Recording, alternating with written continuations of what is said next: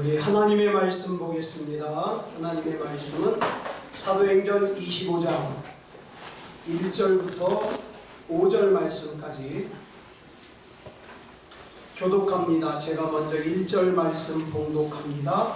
베스도가 부임한 지 3일 후에 가이사랴에서 예루살렘으로 올라가니 대제사장들과 유대인 중 모든 사람들이 바울을 도와주었으니 베스도의 호의로 바울을 예루살렘으로 옮기기를 청하니 이는 길에 매복하였다가 그를 죽이고자 함이더라. 베스도가 대답하여 바울이 가이사랴에 들린 것과 자기도 올라가나 떠날 것을 말하고 같이 읽습니다. 또 이르되 너희 중 유력한 자들은 나와 함께 내려가서 그 사람에게 많이 옳지 아니한 일이 있거든 고발하라 하니라. 아멘. 기도하겠습니다. 사랑의 아버지 하나님 감사합니다. 하나님의 은혜 가운데 하나님이 믿어지게 하시고 하나님 말씀이 믿어지게 하여 주셔서 하나님 말씀 붙들고 살 수 있음을 감사합니다. 이 시간에는 사도행전을 통하여서 또 사도 바울의 행적을 통하여서 우리의 신앙생활을 돌아봅니다. 하나님 인도하여 주시고 하나님의 뜻대로 살 수 있는 능력도 주시옵소서. 모든 것을 우리 주님 앞에 맡겨드리오며 그리스도 예수님의 이름으로 감사하며 기도드렸사옵나이다. 아멘. 예, 이 시간에는 사도행전 25장 1절부터 5절 말씀까지 읽었습니다. 사도행전 278번째 시간입니다. 지금까지 등장했던 벨릭스라고 하는 총독은 원래 노예 출신이에요. 노예 출신인데 전쟁에 나갔다가 공을 세우는 바람에 또 돈을 주고 로마 시민권을 사고 이 자리까지 오른 사람이에요. 그런데 이 벨릭스가 바울로부터 야 그리스도교가 뭐냐 한마디로 설명해봐라. 그랬더니 바울이 뭐라고 그러냐면 그리스도교는 한마디로 의다, 절제다, 심판이다 이렇게 해서 설명을 합니다. 의라는 건 뭐라 그랬죠? 하나님과 나와의 관계라고 그랬어요. 하나님과 나와의 관계가 잘 되고 그래서 내 육체적인 것을 절제하고 그리고 하나님 앞에 설 때에 하나님 앞에 심판대 앞에 내가 선다는 것을 생각하면서 사는 거, 이게 그리스도교라고 했어요.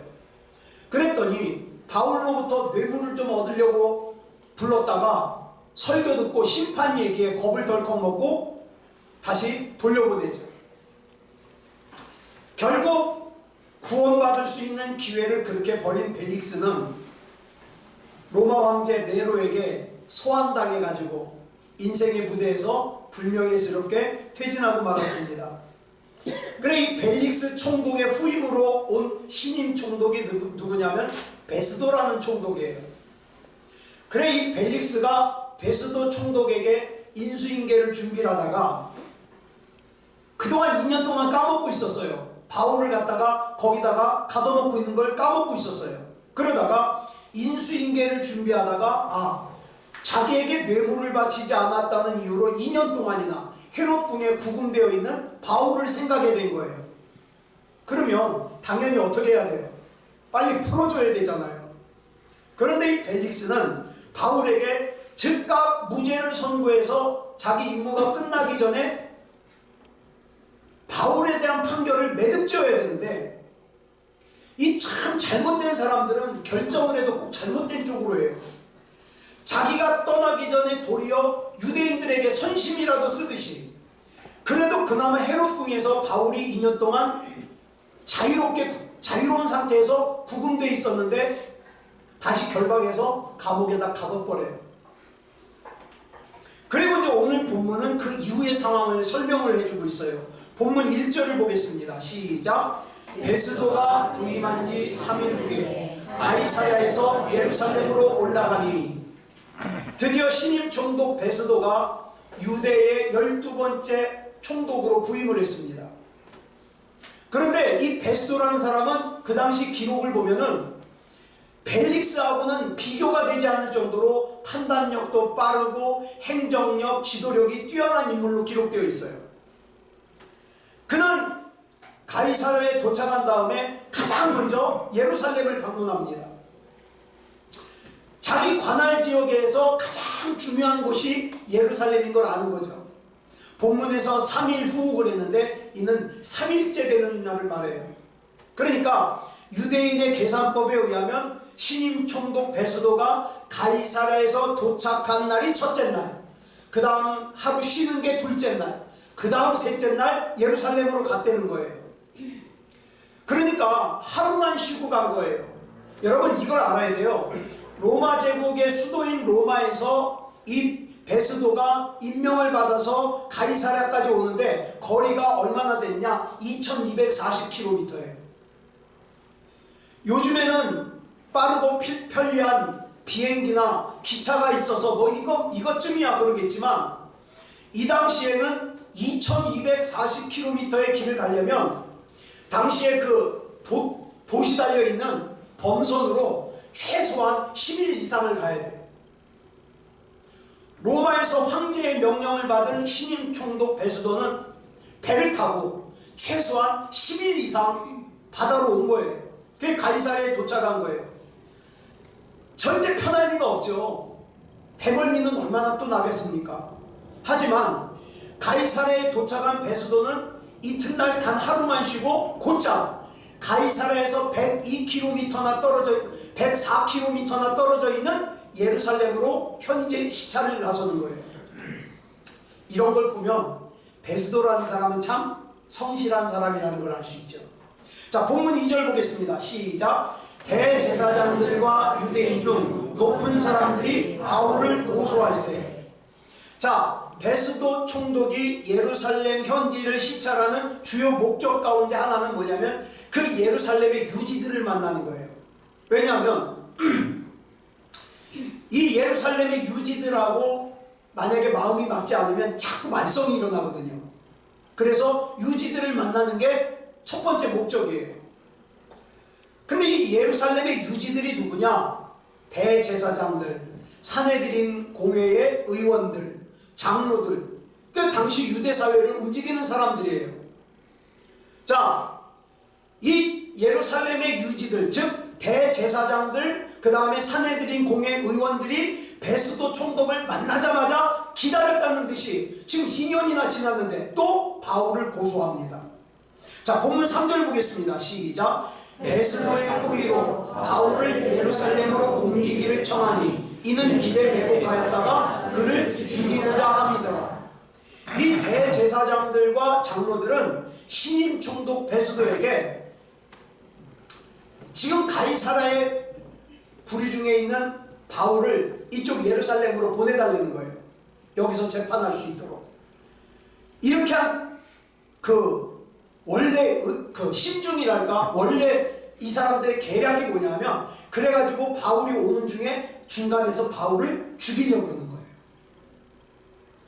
어쩌면 이렇게 2년 전하고 똑같아요.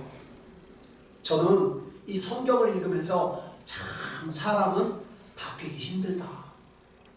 바뀌기 힘들다. 이 대제사장들과 산헤드린 공회 의원들은 당시 유대 사회에서 최상위 계층이에요. 그런데 이들은 베스도와 첫 번째 만나는 자리에서 자기의 채통이나 체면은 아랑곳하지 않고 오로지 목적이 뭐예요? 바울 죽여야 돼. 바울 죽여야 돼. 여기에 있었어요.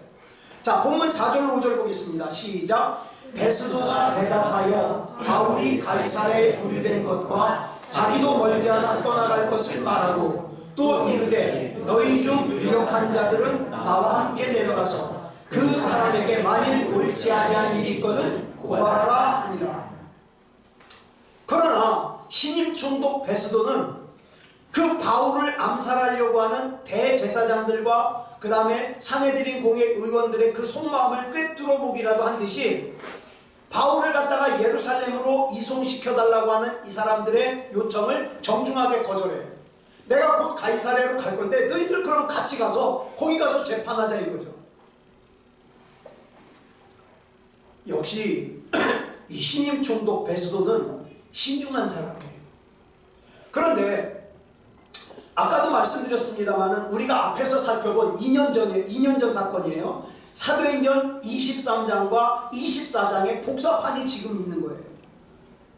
지금 대제사장들과 장로들은 2년 전에 했던 짓을 똑같이 하고 있어요. 2년 전에도 바울이 움직이면 중간에서 죽이려고 했거든요. 여러분, 그런데 여기서 좀 이상한 게 있어요. 구약시대의 대제사장은 한 명이에요. 그래서 이 대제사장이 죽으면 그 다음 그 아들이 대제사장직을 계승하게 돼 있어요. 그러니까 구약시대에는 대제사장이 한 명이에요. 그런데 신약 성경을 보면 뭐라고 그랬냐면 대제사장들이라고 나와요. 그 이유가 뭐냐면 이스라엘이 로마의 식민지가 되면서 대제사장이 죽지도 않았는데 로마 권력자들이 입맛에 따라서 대제사장을 잘라버려요. 그리고 자기 말 잘 듣는 대제사장을 뽑아요. 그러니까 전임 대제사장과 후임 대제사장이 같이 있잖아요. 그래서 대제사장들이라고 표현한 거예요. 그런데 우리가 2년 전에 사도행전 23장, 24장을 살필 때에는 그 벨릭스 총독 당시에는 대제사장이 아나니아라고 하는 사람이었어요. 그런데 벨릭스 총독이 바뀌면서 분봉왕 헤롯 아그리빠라고 하는 분봉왕이 대제사장 아나니아를 잘라버리고 이스마엘이라고 하는 사람을 대제사장으로 세웠어요. 그래서 이 당시에 대제사장이 둘인 거죠. 그래서 대제사장들이라고 표기한 거예요. 자, 근데 중요한 건 그게 아니에요. 뭐 대제사장이 누구면 어떻겠어요. 근데 이 중요한 건 뭐냐면 이 사람들이 2년 전에 2년 전에 했던 짓을 똑같이 하고 있다는 거예요. 자, 그럼 볼까요? 2년 동안 이 사람들이 일주일에 제사를 한 번만 드렸다고 해도 2년 동안 제사 몇 번 드린 거예요? 100번 이상 드렸겠죠. 그렇죠? 1년이 52주니까 일주일에 한 번만 드려도 2년 동안 100번 이상 제사를 드렸을 거예요. 그런데 2년 동안 그렇게 많은 제사를 드렸음에도 불구하고 이들이 변했어요? 안 변했어요? 안 변했어요. 여러분, 구약시대의 제사는 오늘날의 예배입니다. 아까 우리 찬양하면서 그랬죠. 중심을 잃어버린 예배. 참 무서운 날이에요. 여러분, 저와 여러분의 실정은 어떻습니까? 지난 시간들 동안 우리는 많은 예배를 드렸습니다. 그죠? 많은 예배 드렸어요. 그래서 그 결과 우리에게 어떤 변화가 있었습니까? 지난 금요일날 구원받은 사람으로서, 구원받은 하나님의 자녀로서 우리의 특징이 뭐라고 그랬죠? 하나님께서는 우리가 구원받은 사람인지 아닌지 뭘로 판단하신다고 그랬죠? 열매로 판단한다고 그랬어요. 그러면 내가 예전에 예배를 드렸을 때와 그 다음에 우리는 또 지금까지 많은 예배를 반복해서 드렸잖아요. 그럼 지금 뭐가 달라졌어야 되잖아요. 그죠? 어떤 변화가 있냐고요? 옛날에 미워하던 사람 지금도 여전히 미워하고 있다면, 옛날에 불의하게 살았던 거 지금도 여전히 불의하게 살고 있다면, 그동안 내가 드린 예배는 뭐에 불과한 거예요? 그냥 단순한 종교 행위에 불과한 거예요. 내가 정말 하나님이 살아계심을 인정하고 고백하고 그 살아계신 하나님 앞에 예배를 드린다면 나는 변하는 게 당연한 거예요. 말이 변하고 생각이 변하고 변하는 게 당연한 거예요. 여러분, 사랑에 빠진 사람은요, 보면 알아요. 예? 괜히 혼자 비실비실 웃어요. 그죠? 핸드폰 보면서 핸드폰이 뭐 웃겨요? 핸드폰 보면서 웃어요. 왜? 배인하고 문자하면서 그냥 좋은 거예요. 그래서 사랑에 빠진 사람은 숨길 수가 없어요. 하나님 앞에 믿음에 빠진 사람도 숨길 수가 없어요. 담대해지거든요. 그렇다면 이 본문에 나오는 대제사장들과 그 다음에 산헤드린 공회 의원들과 우리와의 차이점이 뭡니까? 참된 예배는 신앙생활의 핵심이에요. 예배가 살아야 삶이 변하고 그 힘으로 그리스도인은 세상에 나가서 하나님의 자녀답게 살 수 있어요. 진짜 하나님 앞에 은혜 받아서 변화받은 사람은 세상에 나가서 야 나는 이렇게 올바르게 사는데 너희들은 왜 그렇게 못 살아? 그러지 않아요. 왜? 하나님은 그들을 정죄하라고 하지 않았거든요. 그냥 내가 가서 믿음으로 살아내는 거예요. 구약 성경 레위기는 제사의 책이에요. 다시 말해서 예배의 책이에요.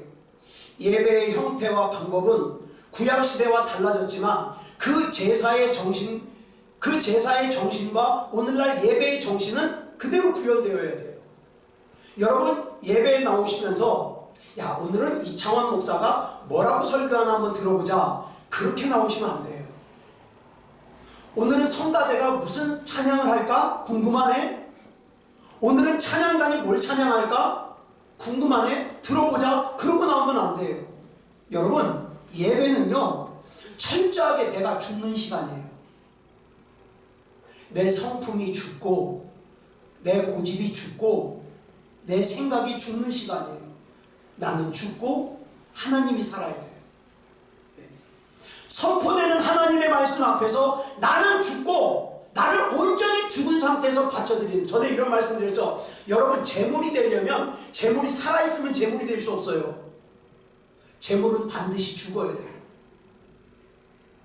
저와 여러분이 하나님의 말씀 앞에서 죽어야 온전한 예배가 돼요. 그처럼 우리 자신이 온전히 죽어지는 예배를 통해서 우리의 심령은 하나님의 말씀으로, 하나님의 생명으로, 하나님의 사랑으로, 하나님의 능력으로, 하나님에 의해서 우리 삶이 변해가는 거예요. 여러분, 저와 여러분이 살아야 되는 이 세상은 정말 너무 혼탁해요. 저도 알아요. 여러분들 이 세상에서 믿음 지키며 산다는 거 너무 어렵다는 거 알아요. 예배당 안에서 드리는 살아있는 주일 예배를 통해서 예배당 밖에서 그 예배를 생활화하는 것, 또 내 생활을 예배화하는 것, 이게 너무 중요하거든요. 우리는 주일마다 동일한 공간에서 이렇게 함께 예배드리고 있습니다. 그러나 우리 각자가 하나님 앞에 어떻게 예배를 드리냐에 따라서 어떤 사람은 예배 횟수가 늘어나면 늘어날수록 변하는 사람이 있는가 하면 어떤 사람은 안 변해요. 5년 전, 10년 전하고 똑같아요. 그러면 예배다운 예배가 아니죠. 여기 나오는 대제사장들, 그 다음에 산에 들인 공회 의원들, 이 사람들하고 뭐가 다르겠어요? 2년 전에 똑같은 생각을 가지고 있는 거예요. 그래서 로마서 12장 1절을 보면 뭐라고 그랬습니까? 내 삶 자체를 하나님 앞에 산제물로 바치라. 여러분, 나는 죽고 내 안에 예수 그리스도께서 사셔야 됩니다. 내 생각, 내 계획은 죽고 내 안에 하나님의 생각, 하나님의 계획이 살아야 돼요. 사랑하는 여러분, 우리 예배를 드릴 때마다 우리 다 같이 죽으십시다. 쉽지 않아요. 내가 죽는 거 쉽지 않아요. 저는요 아주 못된 성품을 가지고 있어요. 무슨 성품을 가지고 있냐? 뻔히 내가 잘못했는데 사과를 힘들어해요. 우리 집에서 저희 집사람하고 우리 애한테 잘못을 했는데 정말 내가 미안하다, 내가 잘못했다는 말이 안 나와요. 안 나와요. 이 아주 성품이 못된 거죠. 그런데 어쩔 때 이것이 나올 수 있을까요? 내가 죽으면 나와요. 그죠? 내가 죽으면 나와요. 여러분, 그래서 내가 예배다운 예배를 드리고 죽으면 내가 예배다운 예배를 드린 덕을 누가 볼까요? 누가 볼까요? 내 옆에 사람들이 보는 거예요. 내가 변하면 내 식구들이 덕을 봐요. 내가 변하면 우리 교우들이 덕을 봐요. 네. 그렇죠? 여러분, 옆에 사람 한번 보세요. 졸다가 깬 사람은 말고 예배 잘 드린 사람은 얼굴이 천사 같을 거예요. 왜? 왜 이렇게 엄마를 때려? 여러분, 우리가 사회에 나가서도 여러분 그거 잊지 마세요. 자꾸 외치세요. 나는 하나님의 아들이다. 나는 하나님의 딸이다. 하나님의 아들답게, 하나님의 딸답게 살아야 된다. 그러면서 하나님 앞에 기도하는 거예요. 하나님, 내가 예배를 한 번 한 번 더 드릴수록 더욱더 변하게 해주시옵소서. 나는 죽고 주님만 살게 해주시옵소서. 내가 변화된 덕을 내 옆에 사람들이 보게 해주시옵소서. 그래서 주님이 칭찬받으시고 주님이 나로 인하여 영광받아 주시옵소서. 이게 예배다운 예배예요. 사랑하는 여러분, 여러분 마음속에 다 지금 무거운 문제들이 있을 거예요. 난 이 문제 좀 해결됐으면 좋겠다. 근데 여러분 믿거나 말거나 하나님께서는 다 이미 계획이 있으세요. 나는 모르지만. 그래서 우리는 오전에도 말씀드렸어요. 주님의 뜻을 이루시옵소서. 나는 고요한 중에 기다리니 지금과 같은 날 빚으사 주님의 형상을 만들어 주시옵소서. 그러면서 우리 주님 앞에 맡기는 거예요. 내 5년 뒤의 모습도, 내 10년 뒤의 모습도. 제가 오래전에도 이런 말씀을 드렸는데, 저는요 20대 중후반 때 제가 평화교회에서 전도사 생활을 하다가 잘렸어요. 나가래요. 그때 평화교회 전도사가 5명 있었는데 4사람이 연애를 한 거예요. 교회 청년들하고. 이게 돌아가신 이규원 목사님의 귀에 들어가는 바람에 전도사 집단 사직. 그래가지고 지금도 안 잊어버려요. 그날이 12월 11일이에요. 우리 12.12 사태라고 해요. 오전 예배 끝나고 이규원 목사님이 개인 명단을 하더니 딴 교회로 가래요. 다 전도사들. 그래서 쫓겨났어요. 너무 속상하고. 왜 나머지 4명은 연애나 했지, 나는 옆에서 구경만 했는데 왜 나까지 쫓아내느냐고. 나 이제가 연애를 해본 적이 없어요. 선 봐가지고 권수연이랑 결혼했지. 억울해. 결혼하니까 우리 집사람은 수첩에 남자 전화번호가 빼곡하던데 난 그런 것도 없고. 그랬는데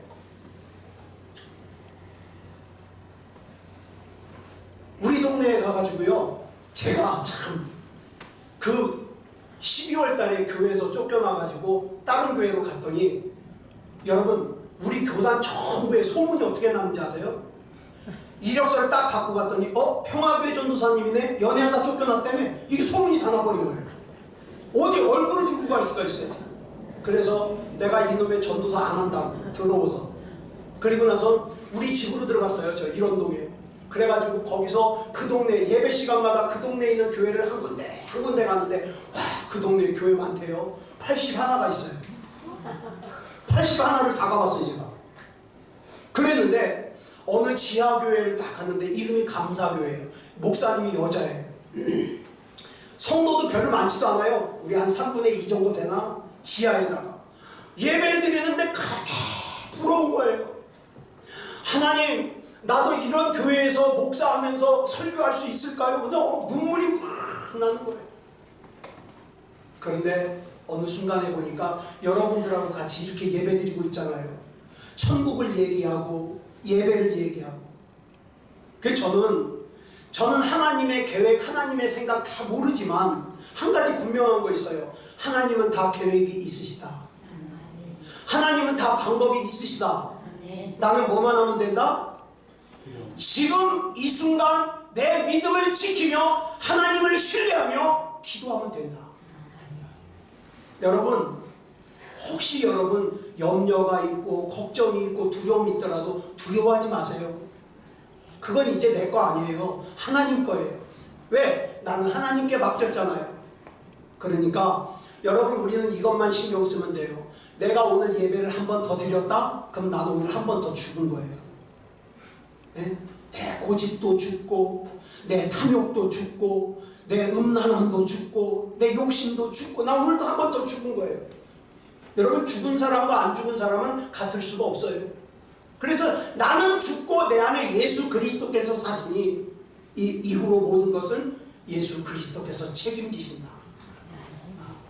이렇게 믿음으로 승리하는 저와 여러분이 되시기를 그리스도 예수님의 이름으로 축복합니다. 아멘. 기도하겠습니다. 사랑의 아버지 하나님, 감사합니다. 하나님의 자녀 삼아주시고 여기까지 인도해 주시니 감사합니다.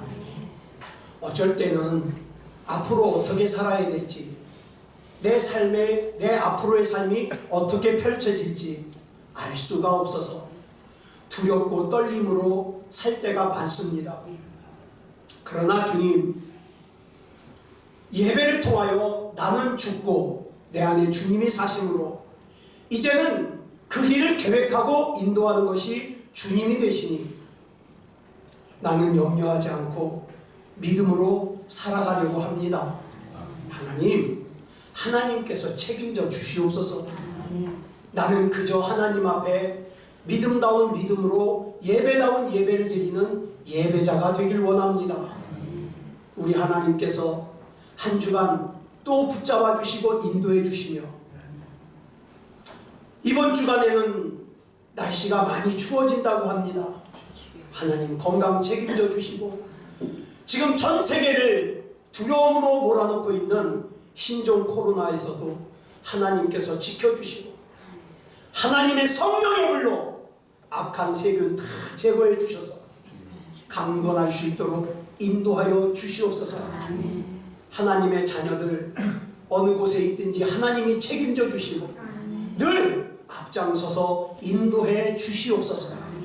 모든 것을 우리 주님 앞에 맡겨드리오며 그리스도 예수님의 이름으로 간절히 기도드려 싸움나이다. 아멘.